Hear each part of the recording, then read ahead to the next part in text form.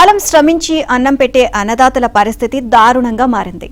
సిద్దిపేట జిల్లాలో వరి కొనుగోళ్ల జాప్యం, అధికారుల నిర్లక్ష్యం, మిల్లర్ల నిలువు దోపిడీతో ఆగమైపోతున్నారు. ఒకవైపు అకాల వర్షాల భయం, మరోవైపు దళారుల వేధింపులతో కలాల్లోనే పడగాపులు కాస్తున్నారు.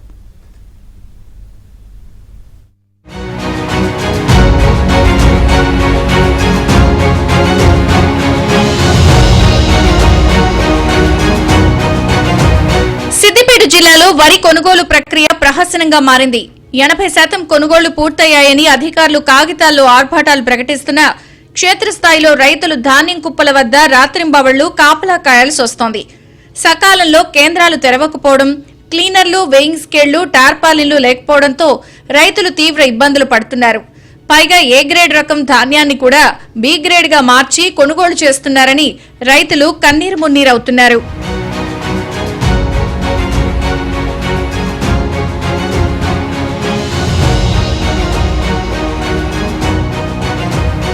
ప్రభుత్వ కేంద్రాల్లో కొర్రీలు, తరుగు పేరిట అడ్డగోలు దోపిడీ నడుస్తోంది.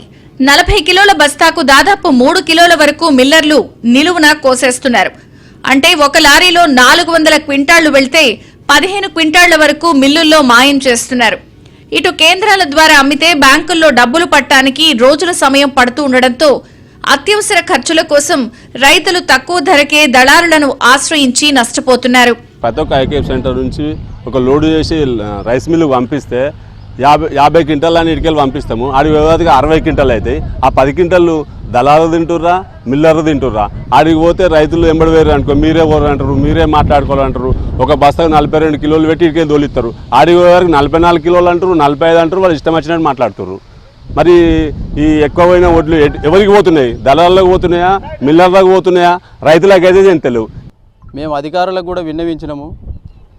మాట్లాడిన తర్వాత రైస్ మిల్కు పంపిస్తే అక్కడ వాళ్ళు మాట్లాడినాడికి పెట్టి కూడా పంపించినా కూడా మాకు ఈ సరిపోదు, మాకు ఇంకా ఎక్కువ కావాలి అని చెప్పి వాళ్ళు బండికి 10 బస్తాలు 20 బస్తాలు కటింగ్ అయితేనే ఒప్పుకుంటాం, లేకపోతే లేదని చెప్పి మా ధాన్యాన్ని ఆపుతుండు. మా రైతులకు ఇబ్బంది పెడుతుర్రు. లారీలు సరిగా రావడం లేదు, మా ఈ కాంటలు కావడం లేదు. 6 నెలలు కష్టం చేసి రైతు దేనికైనా పెట్టుబడి పెట్టి ఈసారి వచ్చినటువంటి పంటకు రోగాలు వచ్చినటువంటి దానికి ఎన్నో మందులు తీసుకొచ్చి స్ప్రేలు చేసి అప్పుల బాధ నుంచి కష్టం చేసి మేము పండించిన ధాన్యాన్ని కొనేటువంటి వాళ్ళు లేకుండా అయిపోయారు. కేంద్రాల నుంచి మిల్లులకు వెళ్లిన లారీలు రోజుల తరబడి పడిగాపులు కాస్తున్నాయి. మిల్లర్లు దిగుమతితో జాప్యం చేయడం, హమాలీల కొరతతో లారీలు వెనక్కి రాక కొనుగోళ్లు నిలిచిపోతున్నాయి. విచిత్రంగా జిల్లాల్లో శాంతి భద్రతలు పక్కన పెట్టి లారీలను కేంద్రాలకు మళ్లించేందుకు పోలీసులు రోడ్లపై కాపు కాయాల్సిన దుస్థితి వచ్చింది. ఇక సన్ఫ్లవర్, మక్కల కొనుగోళ్లలో ఎకరానికి 20 క్వింటాళ్లననే నిబంధనతో రైతులు ఆందోళన చెందుతున్నారు. మా వరి కోసి 2 నెలల దగ్గరకు వస్తుంది. ఆ బీట్లో పోసినాం, రోడ్ల మీద పోసినాం. వీటి గురించి ఎంత తిరిగినా లారీలు రావడం లేదు, అడిగి పోతే దించుకోవడం లేదు. ట్రాక్టర్లు పెడితే వాళ్ళు దించుకుంటలేరు. దీని గురించి అని చెప్పి తిరిగి యాస్టకొచ్చి చెక్ పోస్ట్ అని పెడితే ఈ వీళ్ళని ఏమైనా సాయం చేసి పంపుతారు కావచ్చు అని చెప్పి వీళ్ళ దగ్గరకు వచ్చి కూర్చొని 2 రోజులు 3 రోజులు అవుతుంది. వాళ్ళకు కూడా ఈ ఐకేపీకి పోతున్నాం, ఆ ఐకేపీకి పోతున్నాం అని చెప్పి చెప్తున్నారు. ఖాళీ లారీ ఎత్తలేదు, వచ్చినా కానీ ఈ సెంటర్కి పోతున్నాం, ఆ సెంటర్కి పోతున్నామని చెప్పుకుంటూ వెళ్ళిపోతున్నారు. వడ్లు పండించడం ఒక ఎత్తు అవుతుంది, అమ్ముకోవడం ఒక ఎత్తు అవుతుంది. చాలా సమస్యలు వస్తున్నాయి. బ్యాగులు, ఖాళీ బ్యాగులు ఉంటే జోకడం జరుగుతలేదు. జోకితే మళ్ళీ లారీలు మాత్రం ఈసారి చాలా దుస్థితి. ఒక్క రోజు కనీసం ఒక్క లారీ కూడా రావట్లేదు. 10 రోజులకు ఒక్క లారీ కూడా పోయేటువంటి పరిస్థితి లేదు. మాకు ఇంత పరిస్థితి ఘోరంగా ఎన్నడూ లేదు. కనీసం 2-3 లారీలు వరుసగా ఖచ్చితంగా పోయేవి. కానీ ఈరోజు మాత్రము ఈసారి మాత్రము ఒక్క లారీ కూడా రావడం లేదు. కాబట్టి దయచేసి అధికారులు కూడా ఎవ్వరూ పరిశీలించడం కూడా రావడం లేదు.